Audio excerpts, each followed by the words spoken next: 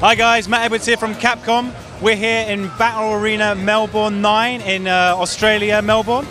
We're in like a massive light venue. This is a CPT event, premier event. Everything's like kicking off right here at the moment. I'm joined by one of the best Australian players, Falco. How's it going, man? It's going pretty good. It's going pretty good. Okay. So tell me a bit about your fighting game history. I got my start in Garo, Mark of the Wolves, for SNK. And then eventually SF4 came to PC, finally picked it up.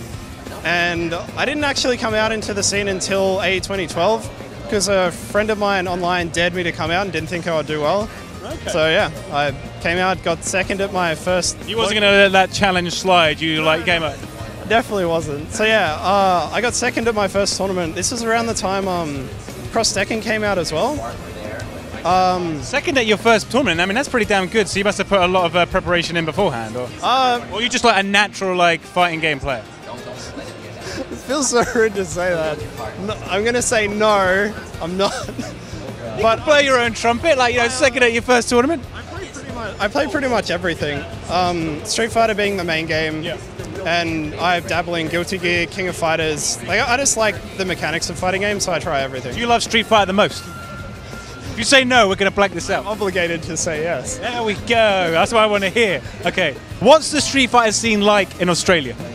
Street Fighter scene is spread out, but dedicated, but because our internet is quite poor, we have no online scene. So to get real experience against any players, you have to travel around to all the tournaments. Okay. But we have a very small tournament circuit compared to overseas. So it doesn't happen frequently.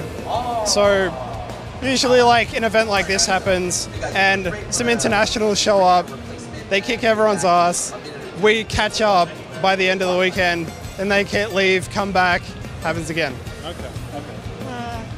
Are there like sort of like rivalries between like the Street Fighter scenes in Melbourne and Sydney? I don't know. You think about like you know, your West, East Coast, and all that kind of stuff in the US. You got like UK, France. There's like big rivalries. But is there like city to city rivalry in like Australia as well? There used to be Melbourne Sydney rivalries for sure. It's kind of died down a lot though over time. It's not really a thing so much anymore.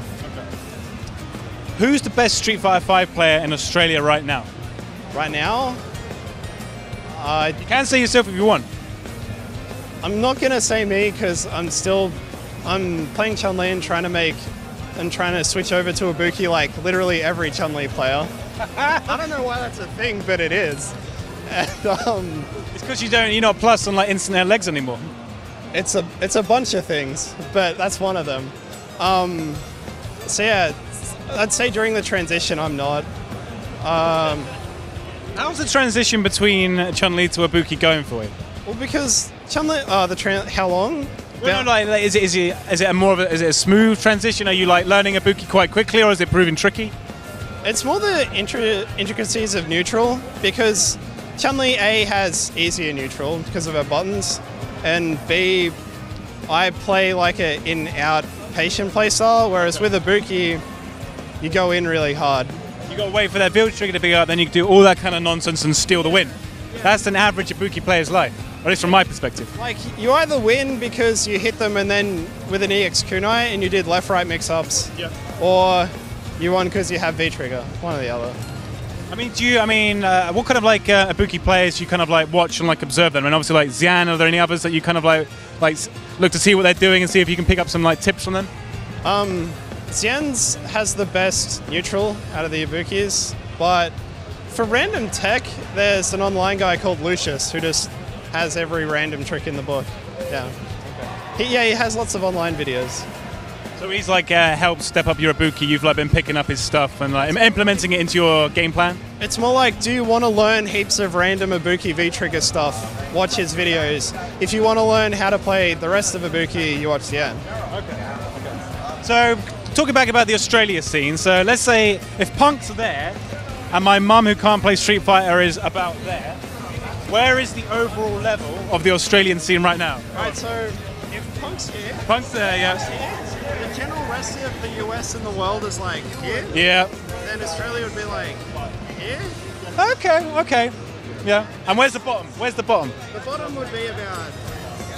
The thing is, Australia's top players are like pretty good, like pretty much a dip below the US. Yeah. But then our general population is our general our general population is more like down here. If it Still pretty good. Have you noticed any differences in how the Australian scene plays Street Fighter compared to other countries? It's weird because people would say, oh, everyone in Australia is like, oh, Australia uppercuts everywhere, does wake up supers. Are you that raggo? Do you go for those like crazy kind of like hard reads? I went to Seam and everyone's a nut over there. Everyone DPing on wake up, supering, doing random DPs. But maybe that's Street Fighter 5 more than like the different territories. You have to have like, you know, comeback potential. Well, I mean, you say that, but then you have like Daigo Zumashori, Gamer B DPs a lot. Kazunoko is famous for either DPing on wake up or doing crouch light punch. And yeah, we're not, when like talking like people like, you know, Gamer B and Daigo and Kazunoko, I mean, they're not the ones like winning tournaments at the moment.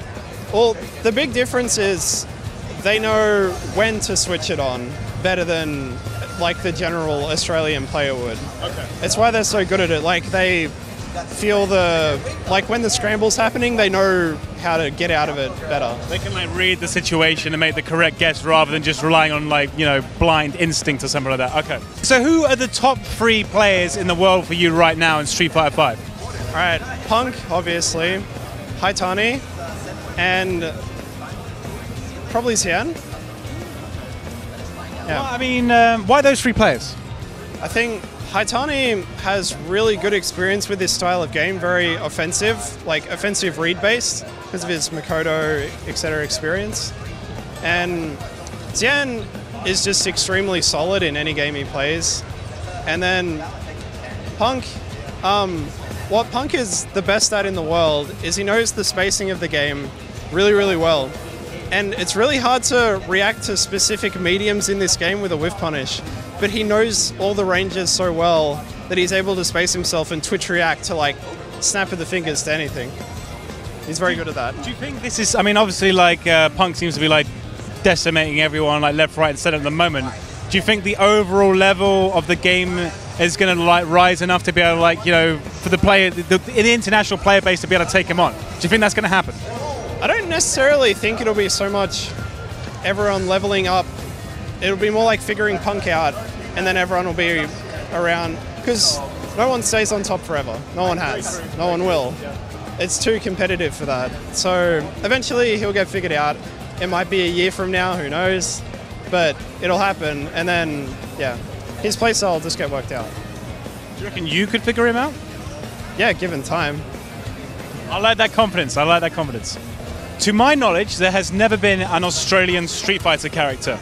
If Capcom was ever to make one, how would you like them to look and play? Well, I would like him to be a large stereotype, similar to either Steve Irwin or the Crocodile Hunter. So you're thinking that he should have like a big didgeridoo and like use it as a weapon or something, or maybe have like a kangaroo assist? If he we've done enough stereotypes. Well, I don't think we need any more stereotypes in the Street Fighter game. I really want there to be a super which is like from The Simpsons even, which is like, this is a knife, and that's the name of the super. He whips out a sword or something. I don't know. I would love a stereotype. Do you have hope that an Australian player will make it here in Battle Arena Melbourne 9 top 8? Definitely possible, especially like... Are you guys rigging the brackets as we speak to make sure it happens? No, but just due to how many pools there are, some Australians have an easier time than others. So that means they're going to make top 32, and then it's like 2 matches to top 8. Like, in terms of, have you done much traveling? Like, I mean, you said you've been to SEAM. Have you been like to like the Europe or like America or anything like that, and been to like other tournaments around the world? No, but the plan is to change that this year because I only got sponsored last year, and when I first got sponsored, I had no idea who the team were. They were like some random Gears of War players who decided to make a company. So I wasn't like, oh, these guys are solid. They're going to be able to pay for trips to, you know, SEAM and so on. So when Singapore, those nice like 4-star hotels. Yeah. So when Singapore as an experiment, everything was really good. So yeah, we want to travel more this year. Like, we really wanted to go to the Coliseum, but it was around the same time as BAM and other things, so it just didn't work out. But I want to go to Hong Kong, Steam again, it's really easy to get. What about Evo? Any chance to see you at Evo this year? I want to go to not Evo US. Want to go to Evo Japan. I suppose it's closer to you guys here, isn't it? Like, yeah. It's just way easier for us to get there, and there's also like no visa issues with Japan. We can go there for a little bit and then come back. I mean, is that a thing like many Australian players do with like having that option most close to home? Do you guys go over there and train with the Japanese players? Go and train. People train with them. Oh, people travel there quite frequently. Yeah, like it's a decent option for an Australian because it's a good holiday and you just mix it with training with people. Cool. All right, next question. Is there much of a Marvel scene in Australia? There is not at the moment. Do you think with Infinite on the horizon that we might see a resurgence in Australia? Yes. It depends how much it picks up. Like, usually if the US picks it up and sticks with it a lot, Australia will stick with it. Okay.